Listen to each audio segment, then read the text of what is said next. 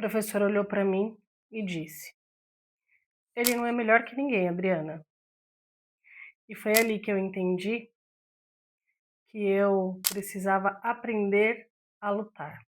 Meu nome é Adriana Araújo, eu sou mãe atípica e especialista em inclusão escolar, e hoje, por meio da minha página, eu ajudo centenas de mães a garantirem que seus filhos sejam vistos, respeitados e incluídos de verdade.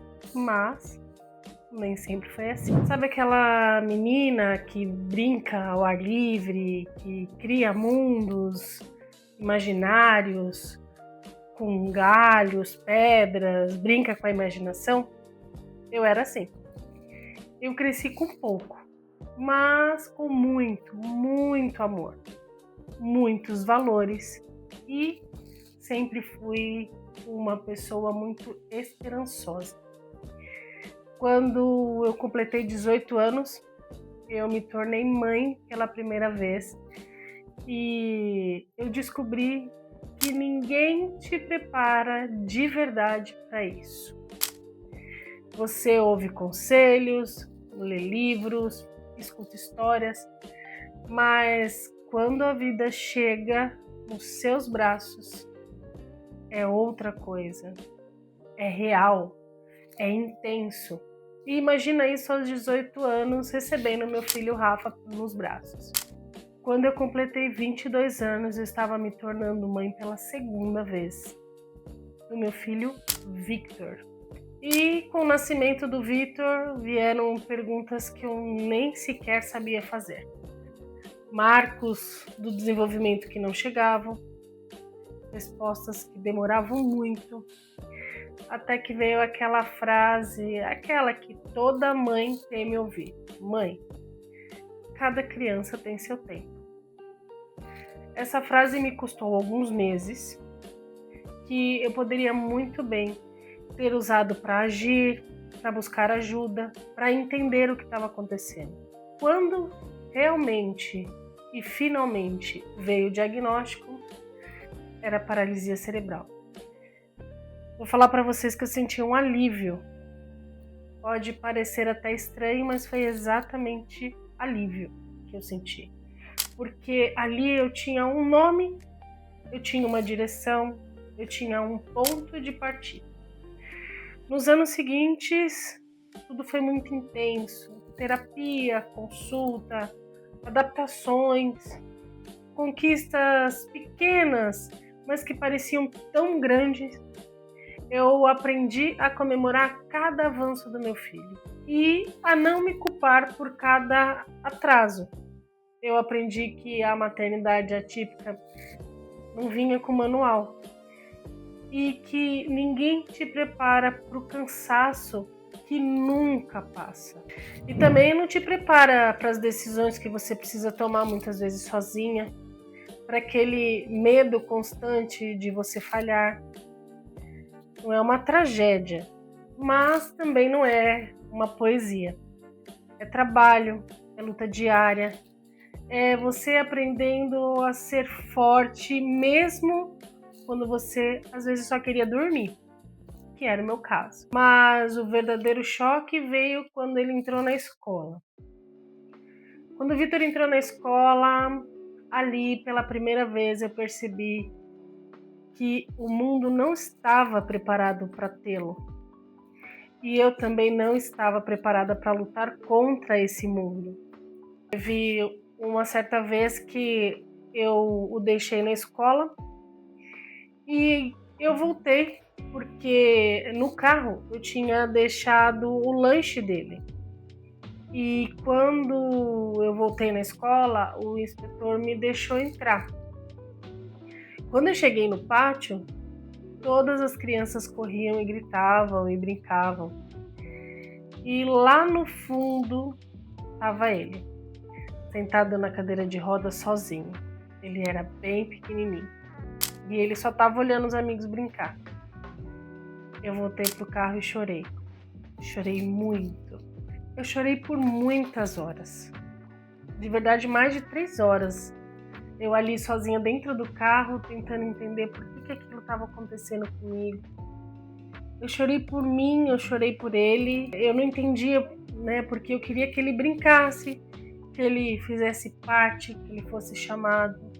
Eu chorei por mim porque naquele momento eu não sabia mais o que eu podia fazer, o que eu podia pedir.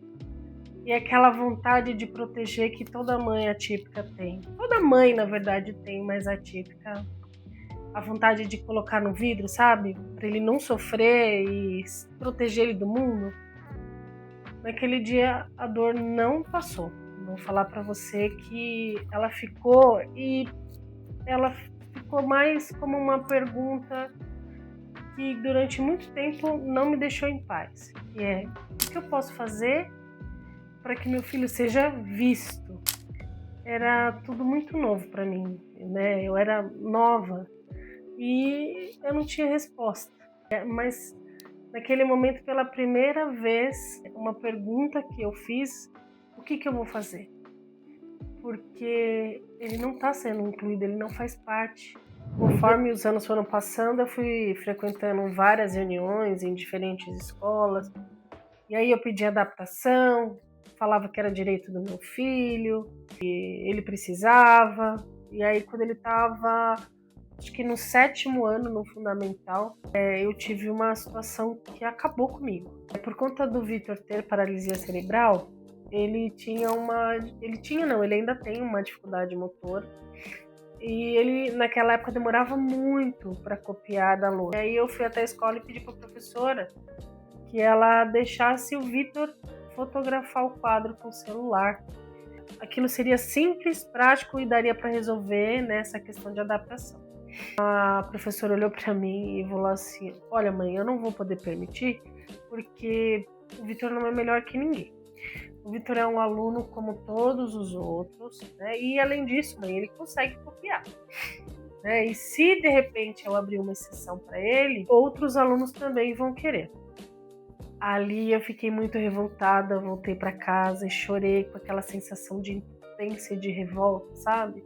Porque na verdade eu estava pedindo o básico, mas eu estava sentindo assim como se eu tivesse pedido uma carruagem, sabe? Privilégio. Aí eu fiquei pensando e falei: eu não aguento mais isso, porque até o 7º ano, né? Então, durante todos os anos até aquele momento, eu sempre ia até as escolas, fazia solicitações, falava que meu filho precisava, né? Algumas escolas atendiam, ajudavam, mas a resistência, ela sempre existiu. Em casa eu fiquei pensando: ninguém vai me ignorar mais. Eu vou mudar essa situação. E o que eu estava pedindo ali era um direito, não era coisa da minha cabeça. E aí eu fui estudar, né? Me matriculei na faculdade de pedagogia. Era um curso que eu podia fazer online e sem deixar de cuidar do meu filho, né? Então, enquanto ele ainda dependia muito de mim, eu fui fazer essa graduação, né? Só que aí, quando eu estava estudando, fazendo as provas, aí foi a primeira vez que eu vi uma sopa de letrinhas que eu não entendi. LBI, LDB, BNCC. Aí foi aí que eu comecei a pensar, falei: bom, isso aqui vai me ajudar. Eu tive contato com a legislação. Aí eu passei a estudar um pouco mais sobre os direitos do Vitor, conteúdos da própria internet, da própria faculdade. Aí busquei também algumas legislações, né? E aí eu decidi, na semana seguinte eu fui até a escola e falei: olha, eu preciso de uma reunião, só que eu quero fazer uma reunião com a coordenação, com a professora e com a direção. E aí quando eu cheguei lá na escola foi engraçado, porque eu cheguei lá, peguei um papel assim, né? E comecei a ler. Cheguei lá e comecei. Se o aluno possui dificuldade motora, o uso do celular como um recurso de acesso, enquadra no conceito de tecnologia assistiva. Era a primeira vez que eu estava tendo contato com esses termos, né? Isso é previsto em lei, não pode ser proibido pela escola, né? Então eu expliquei tudo e elas só olhando, não falaram nada. E aí eu continuei lendo. Que só pode ser proibido desde que haja uma necessidade pedagógica ou que esteja dentro do registro do plano educacional individualizado. E aí eu fui e falei a legislação toda. A diferença foi, eu falei exatamente o que eu tinha falado anteriormente, só que agora não era mais a Adriana que estava falando, sabe? Era a legislação. Aí, adivinha? Na semana seguinte, olha, mãe, pode o Vitor trazer o celular e tal. E aí eu fiquei pensando, eu falei, então é isso que me falta, né? Eu preciso ter embasamento para ser ouvido. E desde então eu não parei mais, né? E aí eu sempre recorri à legislação e tal. Hoje, quando eu olho para trás, eu tenho muito orgulho da mulher que eu me tornei, de tudo que eu enfrentei. Não porque foi fácil, sabe? Mas porque foi necessário eu passar por tudo isso. Hoje, por exemplo, se eu encontrasse a Adriana que estava chorando no carro, eu acho que eu falaria para ela assim: respira, essa dor vai passar, sabe? Você vai conseguir. Eu entendi que quando você fala com embasamento, sabe? O sistema acaba te escutando.